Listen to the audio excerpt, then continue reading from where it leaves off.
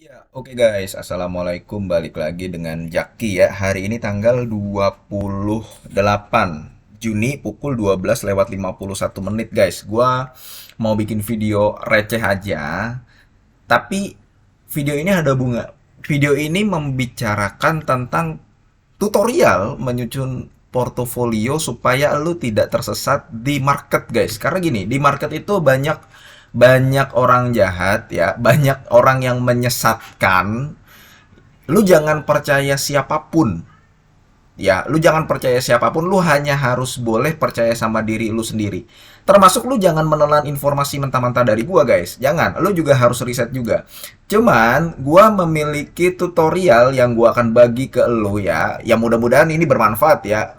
Bagaimana menyusun portofolio part 2 karena menyusun portofolio part pertama gua udah buat pada video sebelumnya.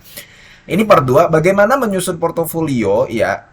Kemudian supaya lu tidak tersesat di market, supaya lu tidak panikan di market. Karena gini guys, kita kan tahu IHSG sekarang udah naik ke angka 7.000.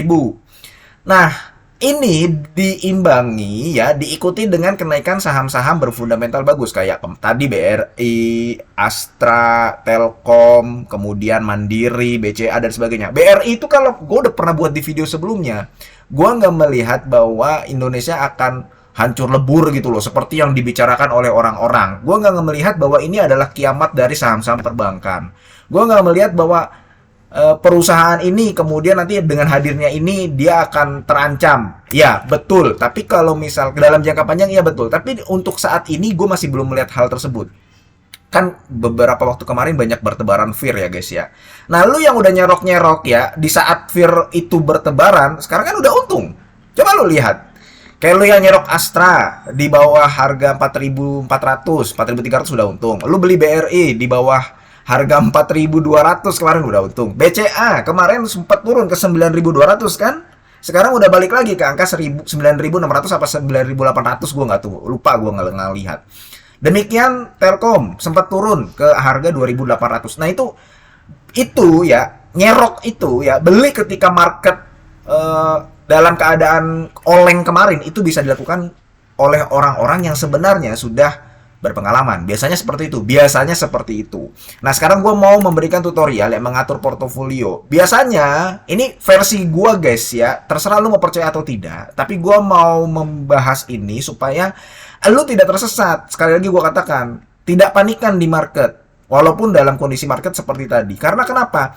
Beberapa akhir-akhir ini ya, beberapa waktu ini gue mendapatkan DM bahwa bang, gue punya INDR nih, porsi di gue 70%. Waduh, 70% gede banget, memangnya nggak dihitung gitu ya. Gue punya Bekasi Fajar, porsi gue 30%. Oke, 30% untuk Bekasi Fajar menurut gue cukup besar. Bang, gue punya saham ini Goto di angka 50% porsi portofolio gue. Wah, gede juga. Jadi gue mau bahas guys. Yang pertama, lu harus punya saham high dividend. Ya, lu harus punya saham high dividend. Saham high dividend ini kriterianya nggak muluk-muluk. Lu harus punya saham high dividend yang bisa memberikan dividen yield 10% dalam 1 tahun. Ya, jadi katakanlah lu punya uang 100 ribu nih, ya 100 ribu nih. Di portofolio lu totalnya 100 ribu. Berarti ya, lu harus membelikan saham dengan dividen 10% yield sebanyak 50 ribu. Jadi kalau misalkan kondisi market apapun ya, ini kan bagi dividen berarti kan dia beli 50 ribu bagi dividen 5 ribu kan. Katakanlah 5 ribu per 5 ribu tuh dalam 1 tahun. Berarti lu udah dapat 5% di tangan guys. Iya dong, lu punya portofolio ya, total portofolio 100 ribu. Ya, portofolio di sini 100 ribu.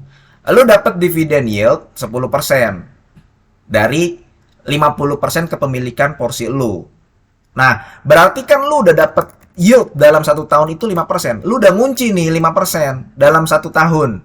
Dan itu di dalam investasi, itu adalah angka yang cukup bagus. Nggak istimewa, tapi nggak bisa dikatakan jelek juga.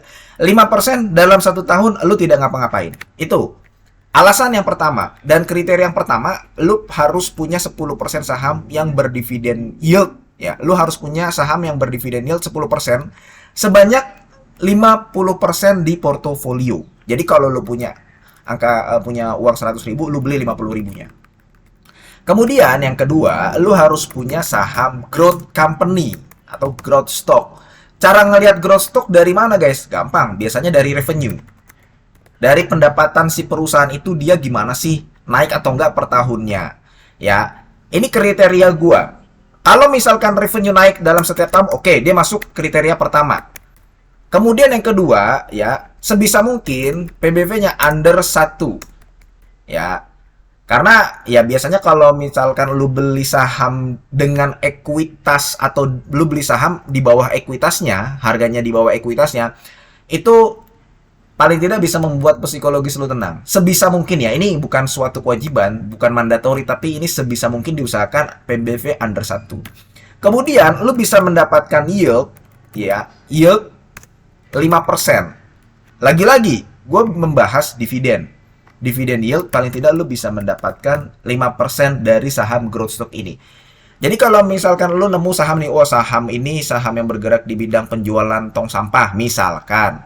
Revenue dia bisa naik nih dalam beberapa tahun ke depan. Kemudian kalau gue lihat perusahaannya, oh dia beli tong sampah, dia beli alat perakit tong sampah lagi. Oh dia PBV-nya under 1 nih.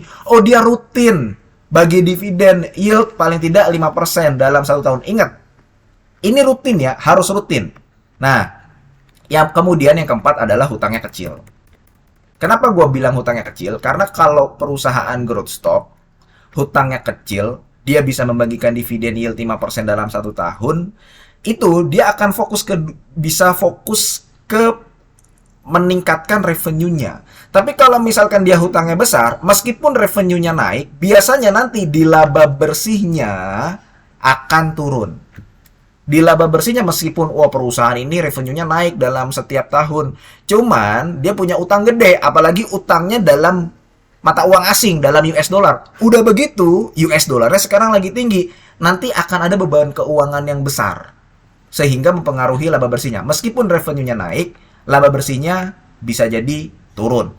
Maka di sini lu paling tidak bisa mengoleksi porsi sebanyak 30%. Ingat, di sini nggak cuma satu saham ya, lu bisa beli beberapa saham, tapi untuk yang masuk ke dalam kategori growth company atau growth stock, paling tidak lu membeli di angka 30%. Nah, sekarang kita udah punya angka 80%, ya kan? Lu udah punya nih angka 80%. Yang pertama high dividend, yang kedua growth stock, ya. Sekarang kita ngomongin yang ketiga. Yang ketiga, saham yang undervalue atau turnaround ya.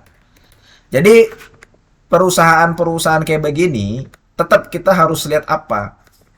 Paling enggak di kriteria yang ketiga ini ya, lu memiliki saham yang PBV-nya under 0,4. Nah, ini guys, makanya di video gua terkadang gua suka bilang, "Oh, ini ada saham nih yang PBV-nya segini." Karena di market ternyata dia dijual sudah di bawah 0,4. Kenapa gua katakan 0,4 ya? Karena biasanya banyak loh perusahaan yang dijual di harga 0,4 tapi sebenarnya perusahaan ini bagus. Nah, gue punya kriteria sendiri kalau misalkan ada saham dijual di harga 0,4 atau di bawah itu, PBV 0,4, biasanya gue coba ngelirik. Itu guys. Jadi biasanya kriteria gue 0,4. Di sini nggak masalah kalau perusahaan tidak membagi dividen. Tidak membagi dividen yield 5%. Ya, dividen yield tidak 5%, nggak masalah. Tapi paling tidak dia membagikan rutin. Nah, ada nggak perusahaan yang kayak begitu? Ada guys, banyak.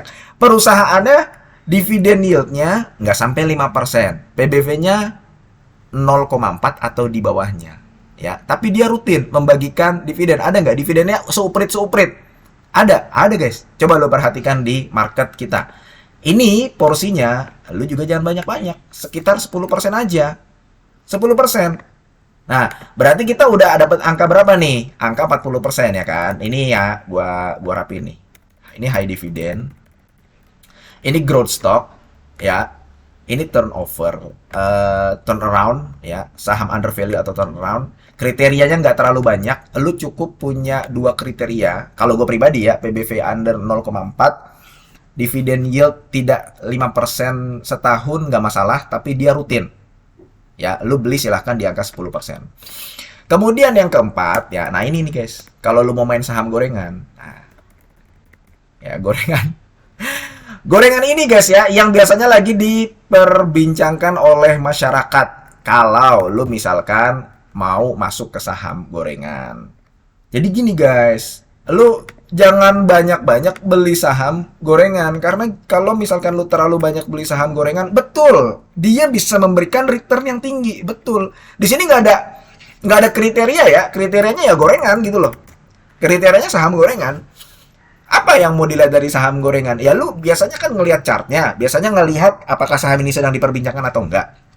Makanya gue kadang-kadang bilang, sering gue bilang, lu kalau mau beli saham model begini, cukup 10% dari portofolio aja. Betul, lu returnnya bisa gede. Lu bisa cuan misalkan dalam sehari 20%, 10%. Ya kan, saham gorengan kan begitu. Bisa sampai 30%. Ya, cuman risikonya gede juga. Iya, lu sampai jam 10 untungnya misalkan 15%, ternyata dibanting. Lu lagi ke kamar mandi ternyata dibanting. Gitu guys. Jadi kalau misalkan lu mau membeli saham gorengan, ya ini kalau nih gua kasih tandanya ya guys. Gua kasih tanda kartu kuning nih.